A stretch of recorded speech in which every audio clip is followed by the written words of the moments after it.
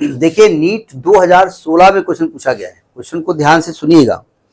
कह रहा है कि rectangular film of liquid is extended from 4 centimetre by 2 centimetre to 5 centimeter by 4 centimeter.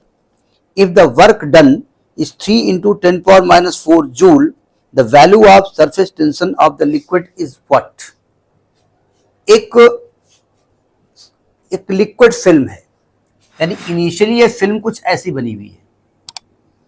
Film का मतलब इसके बीच में लिक्विड है। जैसे आप अपनी उंगली ऐसे करिए और सोप सोल्यूशन में डुबो दीजिएगा तो उंगली के बीच में सोप की एक फिल्म बन जाएगी, ठीक है, ऐसे लिक्विड की फिल्म है। या आप कभी बाल धोइए तो देखोगे दो बालों के बीच में एक हल्की सी फिल्म लगा, पानी लगा हुआ है, वो फिल्म है। तो इसकी 5/4 इसकी 4/2 साइड है, यानी 4/2 इसकी साइड है इनिशियली, और बाद में साइड बढ़ा करके कर दी गई है 5/4, यानी कि बाद में इसकी साइड बढ़ा के करी गई है 5/4 सेंटीमीटर है, ध्यान रखिएगा। तो अगर मैं कहूं इनिशियल एरिया कितनी है तो आज 4 दूनी 8 इंटू 10⁻⁻4 मीटर स्क्वायर होगा ना। भाई सेंटीमीटर 2 बार में है ना, तो 2 बार आप 100 से डिवाइड करोगे तो 10⁻4 से डिवाइड हो जाएगा ना। और फाइनल एरिया जो है वो हो जाएगी आपके 5 को 20 इंटू 10⁻⁻4 मीटर स्क्वायर। तो कह रहे हैं जब हमने इसको इंक्रीज किया है तो हमने वर्क किया है और वर्क निकालना है, और सरफेस टेंशन और जो वर्क किया है वो दिया, वर्क निकाला नहीं है, वर्क दिया है 3 इंटू 10⁻⁻4 जूल, 3 इंटू 10⁻⁻4 जूल। तो कह रहे हैं कि आप इस लिक्विड का सरफेस टेंशन निकालिए, ऐसा बोला इन्होंने, ठीक है, यानी टी निकालना है। तो पहले तो चेंज इन एरिया निकालना पड़ेगा, A2 - A1। हमने आपसे कहा था कि चेंज इन एरिया को कहीं कहीं डबल करते हैं, कहीं कहीं डबल नहीं करते हैं। यहां पर डबल करेंगे नहीं करेंगे भाई, एक बार डबल नहीं करेंगे, देखेंगे ऑप्शन टैली हो रहा तो ठीक है, नहीं तो डबल कर देंगे, क्या दिक्कत है। देखो जब लिक्विड फिल्म ऐसे आपने हाथों के बीच में बनाई तो इधर भी सरफेस एयर है, इधर भी एयर है।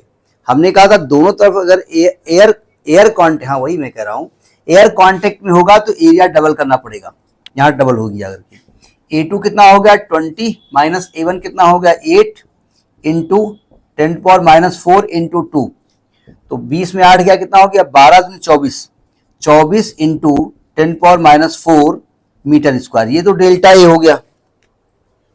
अब किसी भी सरफेस टेंशन वाली फिल्म का जब एरिया बढ़ाते हैं तो वर्क डन होता है। क्यों होता वर्क डन? हमने कहा था कि जब ये जो वाटर फिल्म बनी है ना, ये सरफेस टेंशन की वजह से सिकुड़ने की कोशिश करती है, श्रिंक करती है, कम से कम एरिया कवर करने की कोशिश करती है। अब अगर एरिया बढ़ा रहे हो तो आपको वर्क करना पड़ेगा। तो जब इसकी वर्क का फॉर्मूला क्या बताया गया था, W = T into delta A होता है ना, इसका प्रूफ बताया था हमने। तो T कितना हो गया है, T हो गया W, अच्छा T की वैल्यू क्या हो जाएगी W/डेल्टा ए।